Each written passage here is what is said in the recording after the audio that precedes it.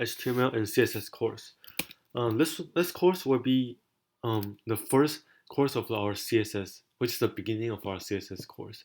And if you want to view our HTML course, you can go back to the previous episode, which we created a total of 15 episode about HTML. And in this episode, I'm going to go over the basic of CSS rules. So first thing, what is CSS? So CSS is basically a styling for your HTML, as we talked before.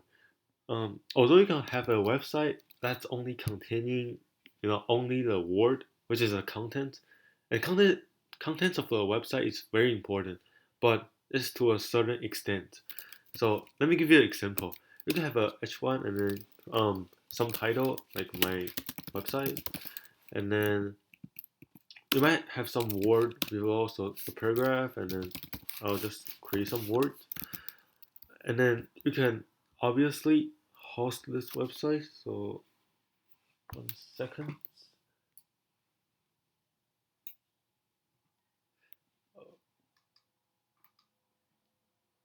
Oh my god. So yeah, the website will look something similar to this, but the thing is, it wasn't really looking cool enough to look just like this. In fact, if you go to um some like normal website, they'll have some styling definitely. You'll not see just blank text with white background. So that's why we need CSS. And the way we do CSS is, first of all, um, we will give it a styling. So we can create a style tag below the head tag. So the way we do this is just typing style and then hit enter. It'll create a style tag for us. And then the next thing we're going to do is list the contents in between our style tag will be calling a style sheet, which is containing all of our CSS ruling or CSS content. And first thing we need to do is we need to make a selector, which means we need to select a specific content inside our website and for it to style. So what I mean by a specific content is you can select, like, if you want to select a paragraph, you just type P, which the CSS will know, or we're meant to select this paragraph content. So I'll just type P, and the next thing we're going to do is we're going to put on two curly braces, and then within these two curly braces, we're going to input the styling. And the styling contains of um, a property and also a value. And the property will include something like color, or in this case it's black. I'll just go with it right for now. And then or font size,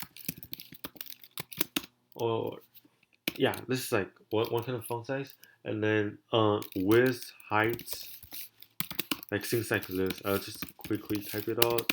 So something like this. So color, font size, width, height. You can also search for more. There's a lot of it online. But the color, font size, this stuff is called the property of this. And every element has its own different properties. So if you're styling images have their own kind of styling.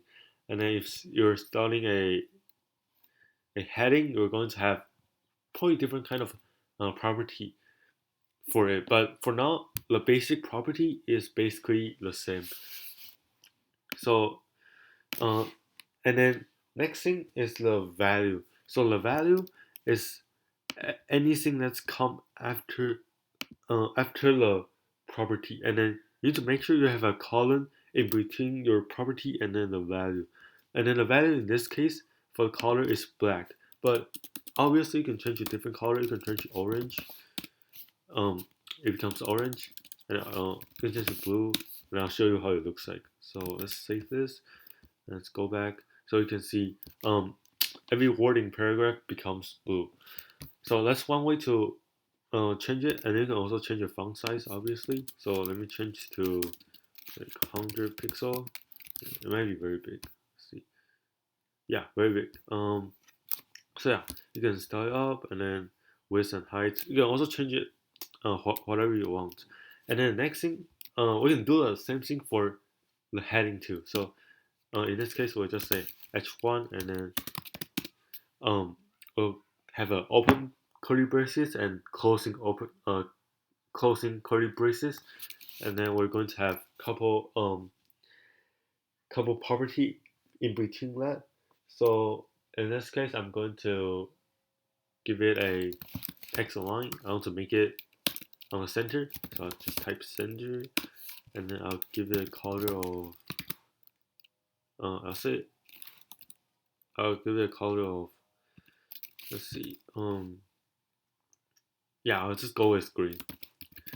Okay, and then oh yeah, and one thing to bear in mind is, although it's not required to have a semicolon after each styling, but it's highly recommended, because if you use other languages, I'll say like JavaScript or C++, you'll probably notice that like you're using curly braces a lot when you're separating each line, and this kind of means like you're telling the person that's reading a code like uh, whenever you see a semicolon, this is the end of that line of code, and that's the end. And then next line we have another semicolon representing, it's a end of this line of code.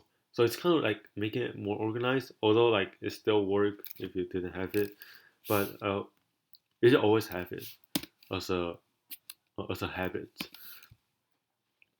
So that's enough for starting, and then you can look at it. So right now it's center, and then um it become color green, but it doesn't really make sense to have title smaller than the content. So I'll change the font size a little bit, change to 10, and then I'll give this font size 100 pixel, and then it might looks, oh, that might be too big actually.